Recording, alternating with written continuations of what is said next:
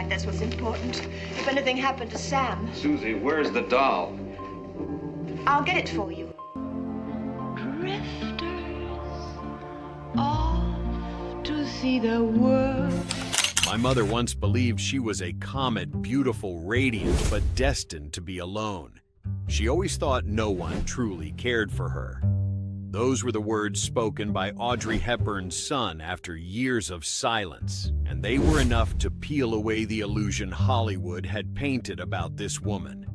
The world knew Audrey as an icon of elegance, but her son finally confirmed what the public had only whispered. She grew up in a family that never really wanted her. She entered life with a name her father refused to give. And even more shocking, the most glamorous years on screen walked hand in hand with pain she never once spoke about. He revealed that the fragile beauty the world adored was actually shaped by wartime hunger, by men who overlooked her emotions, and by countless times Audrey had to gather her own pieces. And that was only a small part. What other truths was her son about to uncover? Let us step through the door into the real life of Audrey Hepburn. 1. My mother never had a single warm memory with her father. He not only failed to care for her, he never wanted her in the first place. The words cut sharply, coming from Audrey Hepburn's own son, sending chills through anyone who heard them. And to understand why a woman adored by the world grew up with such an emotional void, we must return to the early 1930s when Audrey was just a small being, not yet born, and her father had already decided he did not want to see her. Brussels at that time was a city of red brick buildings, stone-paved streets, and thin morning fog. In a quiet neighborhood stood the Hepburn family's large villa, the kind that made anyone passing by look up in admiration. But behind those elegant white walls was a chilling coldness. Audrey's father, Joseph Victor Anthony Rustin, had the refined appearance of the upper class, but a heart as cold as a northern wind. Ella Van Heemstra. Audrey's mother, a gentle woman, tried to create affection with wool blankets, afternoon tea, and soft smiles. But all of it seemed to vanish the moment Joseph walked through the doorway. On May 4th, 1929, Audrey cried her first cry in a small hospital in Ixelles. Ella waited for Joseph to step in, waited for the first smile as he looked at his daughter, but Joseph never appeared. The hospital was only a few streets away, yet he remained in his reading room, the warm lamp casting light on his emotionless face. He sent a short message through a servant. Proceed with the formalities. No flowers, no smile, no first glance that every child deserves from their father. That was how Audrey entered the world in the complete absence of her own father. When Ella brought Audrey home, the sky still carried the chill of the Belgian spring. She placed the small cradle next to the fireplace, hoping Joseph would at least look at his child. But when he walked downstairs, the sound of his leather shoes echoed on the wooden floor, stopping briefly in front of the cradle. He glanced at it, his gaze so cold it sent a shiver down Ella's spine. Then he walked away, as if there was no one lying there at all. "Don't you want to hold her?" Ella asked, her voice trembling. Joseph replied without turning his head. "No need, no tenderness, no curiosity, no acknowledgement, only coldness, as if Audrey were nothing more than a meaningless object newly placed in the house." That night, Ella asked about the baby's name. "What should we name her?" Joseph kept his eyes on his wine glass and answered flatly, "Anything. As you wish." Ella realized he did not want Audrey to exist, and by refusing to touch anything related to her, he was trying to deny the child's presence entirely. Audrey Hepburn, the future icon of Hollywood, began her life with cruel rejection from her own father. In the early years, Ella did everything she could to shield Audrey from this coldness. but even the smallest child feels when they are not loved. At 4 years old, Audrey would often run through the spacious house holding colorful drawings. Whenever Joseph sat in the living room reading the paper, Audrey would run toward him with wide, hopeful eyes. "Daddy, look what I drew." But Joseph either did not lift his head or gave a slight nod before continuing to read. No praise, no smile, no gentle pat on the head Audrey longed for. Each time she stood still for a few seconds, then walked away, her tiny steps slowing as her long shadow on the floor seemed to swallow her small frame. Ballet class was the first place Audrey felt truly happy. In the small room, wearing her soft tutu and shoes, she felt she existed. But her father felt differently. At her winter recital in 1934, the theater was glowing with warm golden lights, and the audience applauded as the little girls twirled on stage. Ella anxiously looked toward the seats where Joseph sat. He came but chose the last row, separated from everyone else. Even more painful, he opened his newspaper and began reading at the exact moment his daughter performed on stage for the first time in her life.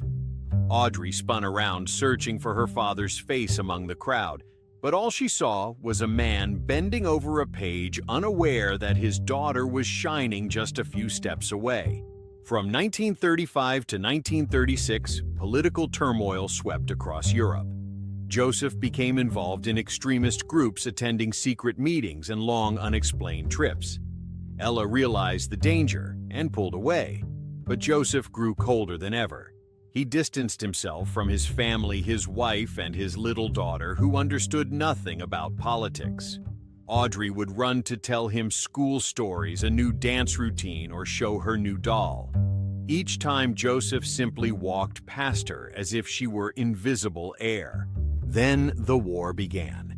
In 1940, when German forces entered the Netherlands, Audrey was only 11. Her family was trapped under occupation. That winter, Audrey curled up in a bomb shelter, her stomach aching from surviving on stale bread, potato peels, even boiled tulip bulbs. The roof shook with every explosion. Ella held Audrey tight to keep her warm. And during every moment so close to danger, Audrey's father was completely gone. No letters, no inquiries, no sign he cared whether his daughter was alive. Nothing. Decades later, Audrey's son revealed what many had only guessed in silence. "My grandfather never sent a single line asking whether my mother survived the war. The only news they ever heard was that Joseph had left the Netherlands, gone to London, and was living with another woman. No farewell, no explanation, no remorse." When Audrey, then a young girl, heard the news, she stood still for several minutes. She did not cry. She simply looked out the window where snow was falling heavily and whispered, "I'm not important enough for him to return." That was the moment she truly understood she was a child never wanted. In a recent interview, her son Sean Ferrer confirmed everything. "From birth to adulthood, my mother had no beautiful memories with her father. Not one embrace, not one acknowledgement, not one moment of pride. He was completely absent from her life in every sense." What does a child carry after growing up in such rejection? A void, an emotional hunger, a wound that never heals. And to fill that void, Audrey Hepburn, the woman admired by the world, unconsciously turned to other men. But she did not know. Those men would bring her even more pain than her father's silence. 2. Without her father's affection, Audrey grew up with a void she tried to fill with other men. But that very search led her into 2 marriages more painful than her father's silence. Sean Ferrer's words were not just a revelation, they were confirmation that Audrey Hepburn's pain did not end in childhood. It followed her into adulthood in the form of the very men she believed would protect her. Audrey entered adulthood as someone constantly seeking warmth. When the only father she ever had gave her no affection, she looked for it elsewhere unconsciously, desperately. And so, when her first romance ended, Audrey truly believed she was unworthy of lasting love. Her fear of abandonment ran so deep that a single turned back could shatter her world all over again. In the early years of her career, Audrey met Mel Ferrer, a man who initially made her feel safe. Ferrer was talented, sharp, and able to lead others with a calmness that bordered on absolute. But that same calmness became an invisible wall pressing down on Audrey. Those who witnessed their relationship said Audrey always seemed smaller when standing next to Ferrer, as if she had to shrink herself to fit the mold he created. On set, Ferrer often rewrote Audrey's lines, sometimes seconds before the camera rolled. At times, he would stand right behind the lens, his eyes fixed on her, making her afraid to slip even once. Friends recalled that whenever Ferrer was present, Audrey smiled beautifully gently, but her eyes carried something that did not belong to joy. They were the eyes of someone trying so hard to please that she forgot her own self. In 1959, while filming The Unforgiven, Audrey suffered the greatest heartbreak of her life, the loss of a child not yet born. She once said the pain was unmatched by anything. Audrey collapsed emotionally, her spirit falling apart. But instead of allowing her time to heal, the filming schedule continued. The pressure continued. Work expectations and professionalism all pushed Audrey back in front of the camera while her heart was still broken. No one knew how deeply it hurt her, but everyone saw that after that tragedy, Audrey looked smaller, more fragile, more delicate. Her marriage to Ferrer ended after 14 years, but it left a deep crack in Audrey's heart. She left that marriage quietly retreating to peaceful countryside homes, hoping the silence might mend what had been worn down for over a decade. But life then led her to Andrea Dottie, the second man, and the one who made her cry even more. Dottie first appeared like a breath of fresh air, youthful, warm, full of Italian energy. Audrey saw in him what she longed for, family stability, and the hope of becoming a mother again. When she became pregnant with Luca, Audrey believed she had finally found true peace. But those beautiful days did not last long. People said that after the wedding, Dottie began pursuing connections outside the marriage. Unfamiliar figures appeared in rumors surrounding their home. Once Audrey returned earlier than expected, and all she saw was the back door swaying gently, as if someone had just slipped out in a hurry. Audrey didn't ask, didn't scold, didn't raise her voice. She simply stood in the quiet room and listened to the sound of her heart breaking again. Close friends said that throughout her entire life, no one made Audrey cry as much as Dottie. And the most heartbreaking part was she stayed for years longer, only so her son could have a complete family, something she herself had never known. Her son, who observed everything in silence, once said a sentence that left listeners breathless. "My mother always chose men like her father, strong, distant. And in the end, they always hurt her." Both Ferrer and Dottie in their own ways became long shadows of another man, Audrey's own father. And that shadow followed her throughout her life, from childhood to the two marriages she tried so hard to preserve. Audrey Hepburn, the symbol of gentle beauty, endured darkness no role could ever portray. And those shadows did not only come from the past, they rooted themselves deep inside her mind for the rest of her life. But the wounds from her father and her two painful marriages were only part of the picture. What happened inside Audrey's mind was far darker. 3. My mother was most beautiful when she wasn't looking in the mirror. Because every time she did, she saw things the world never saw, and those very things hurt her for a lifetime. The words of Audrey Hepburn's son did not just reveal a secret. They lifted the soft veil that had covered her flawless image for decades. For few people knew this, the woman praised as one of the century's great beauties once disliked her own body. Audrey Hepburn, with her gentle, doe-like eyes, refined features, and slender frame, was considered an untouchable beauty. But when she looked in the mirror, what she saw was not the goddess Hollywood worshipped, not the beauty that captivated the world. She saw a woman too thin to be healthy, with legs she thought were too big a nose, not the right shape, shoulders too small, and eyes too sad. For years, Audrey saw her thinness as a remnant of wartime hunger, a reminder of days when she survived on tulip bulbs and stale bread. She once said her body was not a gift from fate, rather it was the result of deprivation fear and pushing herself beyond her limits. So it was painfully ironic that Hollywood called that very thinness a new beauty standard, while Audrey saw it only as a painful reminder.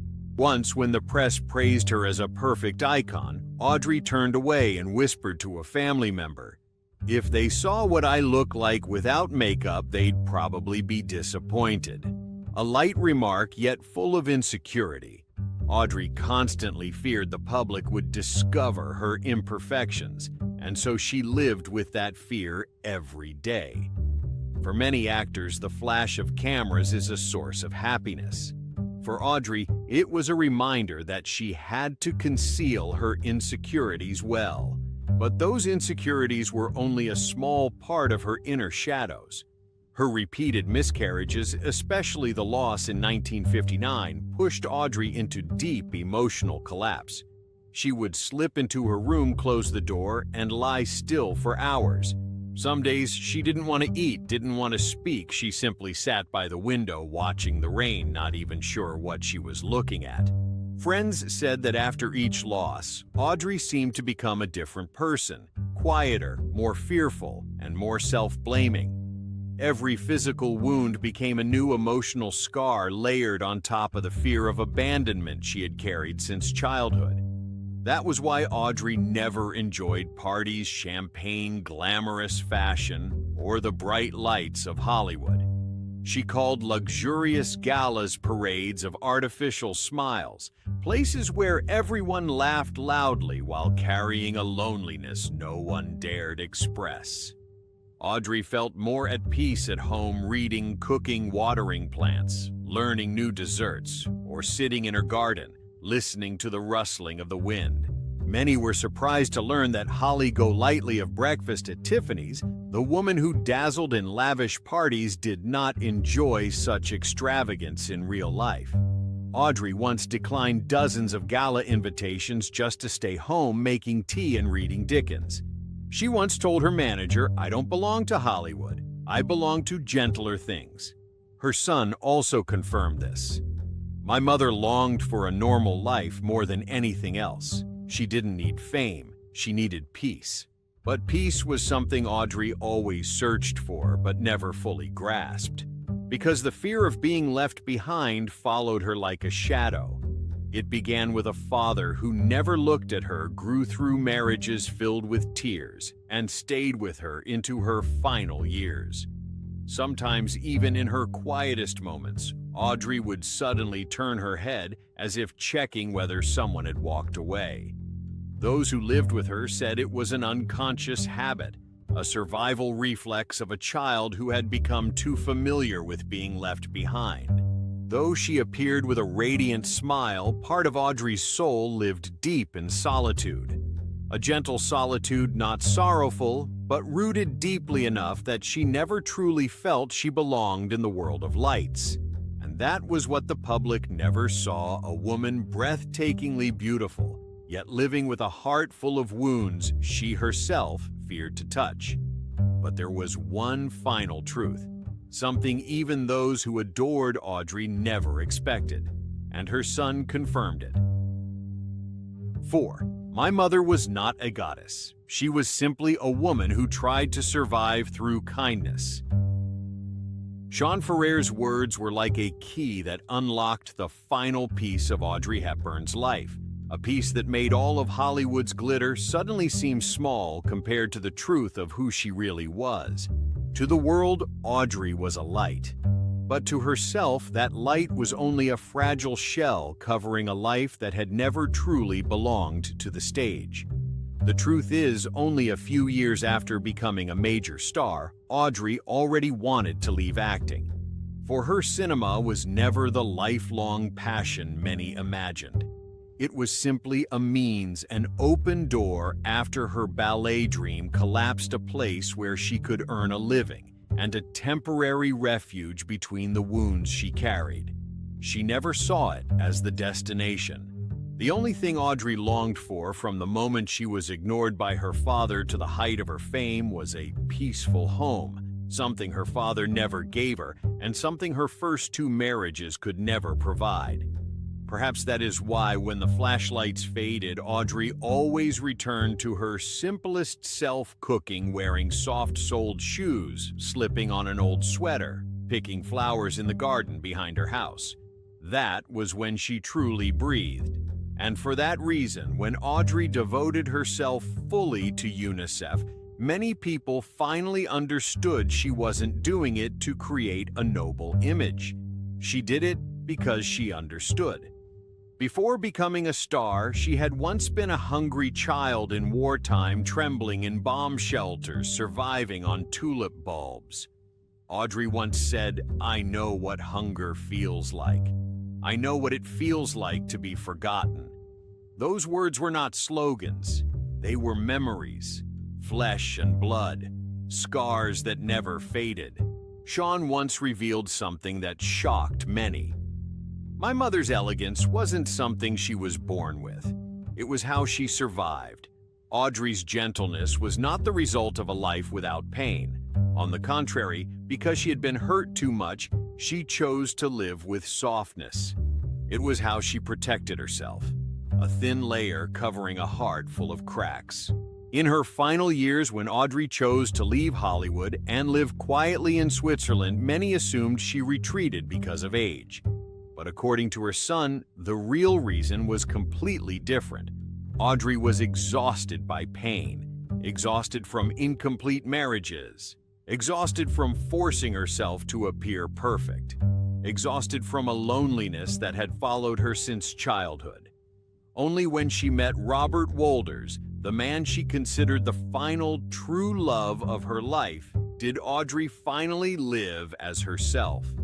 No expectations, no control, no demands, only peace. Robert was not the kind of man who made her shrink. He was the place where she could breathe. And Audrey once said, "Those were the happiest years of my life." But even after she finally found peace, her son still wanted the world to understand one thing above all. "My mother wasn't a goddess. Don't put her on a pedestal. See her as a woman full of wounds who still chose to live with kindness." And when that truth was spoken, everything the public had sensed, her loneliness, her fragility, her tenderness that seemed too soft to be accidental, was finally confirmed. Audrey was beautiful, not because she was perfect. She was beautiful because she existed in the ruins and still chose to shine. And perhaps that is the kind of radiance Hollywood truly bows to. The life of Audrey Hepburn, when seen beyond the glamour, is not the story of a flawless goddess walking under spotlights. It is the journey of a woman born into rejection, raised through war, loving deeply only to be hurt by the very people she trusted most. A woman afraid of being left behind, yet giving her gentleness anyway. Physically fragile, yet quietly strong in ways few recognized. And her son confirmed what the world had only sensed. Audrey was not perfect, not invulnerable, not carefree. She was simply beautiful, in the way a cracked heart still chooses to love. Perhaps that is why she became an icon, not because she shined, but because in darkness she chose to light a small flame. The image of Audrey Hepburn will live on, not only on screen, but in the way she transformed her pain into acts of goodness. A life not built on glamour, yet leaving behind a light brighter than any star. If today's story helped you see Audrey Hepburn from a deeper, truer, more human perspective, please hit like to support the channel in bringing more hidden stories behind Hollywood legends. Don't forget to subscribe and turn on the notification bell so you won't miss the shocking stories and untold truths of once iconic stars. And what do you think about Audrey's life? What do you feel was the most heartbreaking thing she endured? Leave your thoughts below. We always love hearing your perspective. See you in the next video.